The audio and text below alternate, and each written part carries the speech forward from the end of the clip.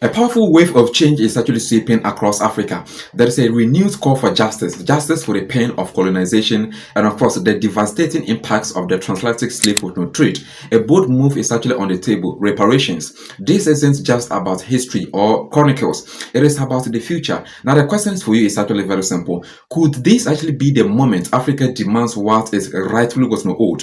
Stay with us, ladies and gentlemen, as we actually explore how this fight could actually reshape their continent. Because this is a neck, another neck. It could be like 100, and they walk in a single fight. And these are the way they put it on the net this way. And because I think this thing should be like a 15 to 20 kg.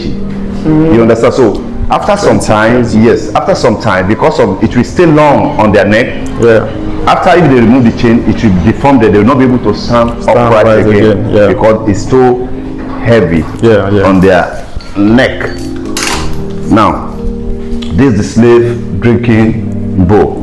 Now, they normally place this at the outside, okay, or in the compound where the slave live. Yeah. Now, they open the ground, they bury it to this level. This is the level here.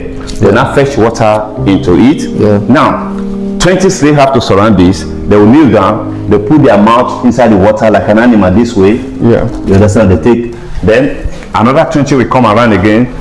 They go the same way. Then another 20.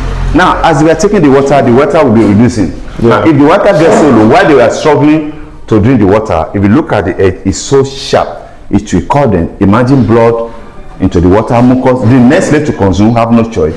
Still have to take the water with blood and mucus. If you refuse taking the water till next day, because water is just once in a day. And we need to welcome any effort to deal with issues of reparation, because the West has come to Africa to steal, to murder, to kill, and to exploit our resources. And Africa has not even today got any reparation for the violence that we experience as the continent. If they say they are going to need reparation, it has to be a collective agenda in terms of how much wealth was extracted from Africa and to which countries. And I think if they can collectively do that, then the issue of reparation could have some strong agenda for the African continent. We need to entrench anti-colonialism even to this day. Sorry for the interruption, ladies and gentlemen. Please let me actually remind you that this particular community is actually meant to analyze African development every single day. So please, if you're actually watching this particular video and you happen to be a Pan-African or a patriotic African, please make sure that's again to give us your support, okay, by liking this particular video, subscribing, and turn on notifications, okay, because your support happen to be a fuel which is actually going to energize us and keep us analyzing every single day with you. When we talk about humanity, it encompasses everything that we hold dear, regardless of our nationality, regardless of our geographical location, regardless of our wealth. So I believe that the Russian government and especially the people know what is evil. Treatment of human beings, which is unacceptable. They know it. And majority, especially those in governmental spaces, know of what happened during Atlantic slave trade. And to that extent, they should join Africa, not as school prefects leading Africa to the paradise, but as people, partners in the dignity, upholding the dignity of mankind.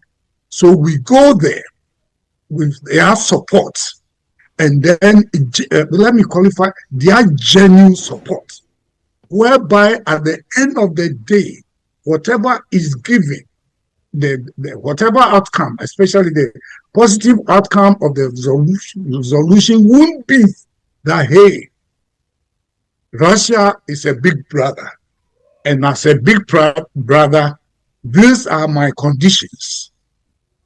That's my prayer, that they join us as human beings, fellow human beings, who at a point in their history, Africa, suffered those indignities. And therefore, as one people, with the same blood running through us, let us help and support them to achieve that. I appear before you here today not only as President of the Republic of Ghana and AU champion on reparations, but as an African, one among over 1 billion people whose collective identity still bears the enduring imprints of historical injustice. I speak conscious of the weight of our continent's unfinished struggle for justice and equally conscious of the extraordinary moment in which we are, a moment pregnant with possibilities for historic redress. Our gathering here in Addis under the theme Reparations, Memory and Sovereignty is not routine diplomacy. It's a solemn moral convocation. Across Africa, leaders are actually uniting to demand reparations from the European powers or masters that once colonized their lands. Ladies and gentlemen, after the heart of this renewed push is the African Union's campaign to criminalize colonialism and of course seek justice for exploitation, violence and of course loss of resources suffered. The words of an influential professor echo across the continent, calling for a unified Africa. He argues that colonialism was more than a past issue. It was a crime against humanity, most especially black people in Africa. This is where it all begins.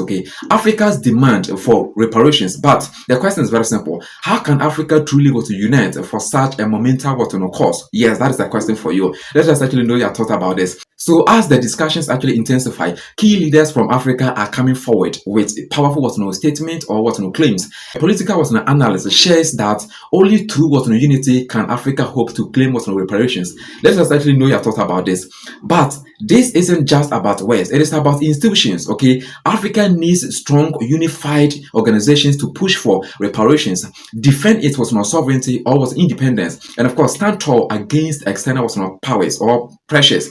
The message is actually clear. Africa cannot actually go it alone. Every country or state, every leader must actually join this particular fight. The stakes couldn't be higher. Now before we actually go deeper into this with you, ladies and gentlemen, please make sure that again to like, subscribe, and turn on the notification bell, because we are here to give you true analysis on African developments like this every single day, and we need more important people like you to make sure that we build this community where we can actually keep on doing this together with you. Thank you so much for your understanding. Continuing the fight for justice, the push for reparations is actually gaining momentum. Leaders from all over Africa are actually joining forces to demand accountability from the colonial powers that caused untold harm. A prominent Ghanaian professor describes the transatlantic slave trade as he said, and I quote, the most serious crime against humanity. Quotation close. This is not just a historical grievance, ladies and gentlemen. It is actually a call to fix deep, lasting wounds that still impacts Africa today. As global recognition grows, the conversation shifts or changes to how Africa can actually finally be compensated or reparated for the exploitation and of course destruction. But there is a bigger issue at play, ladies and gentlemen: unity. Yes, the professor calls on Africa to speak with one voice or one unified voice with clear diplomatic language that actually opens doors instead of closing them. No more emotional outburst. Now is the time, or moment for structured, actionable demands. But the question is very simple: who will actually take lead in this particular journey? Could Russia play a role in this movement as a partner? Now, some say that Russia, as a powerful ally, should actually step forward to help Africa push for reparations. This could actually change the entire dynamic. But how realistic is this partnership? And what could it mean for Africa's future? Let us actually know your thought about this. That's when the conversation seems to focus on unity within Africa. A surprising twist emerges or appears. Russia, long seen as a distant ally or accomplice, could actually become a central player in Africa's quest for justice.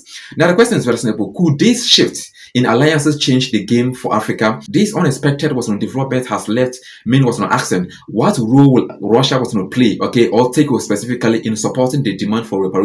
That is the question. The announcement has actually sent shockwaves across the diplomatic circles. Some see this as a powerful strategic move, one that could actually challenge the global balance. Others are actually more cautious and vigilant, asking whether Russia's involvement is actually genuinely helpful or simply a political maneuver. But the question is that, what does this mean for Africa's leaders? It is clear that Africa must actually strengthen its institutions and of course continue pushing for reparations no matter who stands with them. The pressure is actually mounting. Can they actually unite to make this a reality? That is the question. As the call for reparations grows louder, it is clear that Africa's future is at a crossroads. The fight for justice isn't just about what was actually taken in the past or less those days. It is about sourcing a fair future for generations, to come. Africa's strength lies in its unity or like-mindedness or togetherness.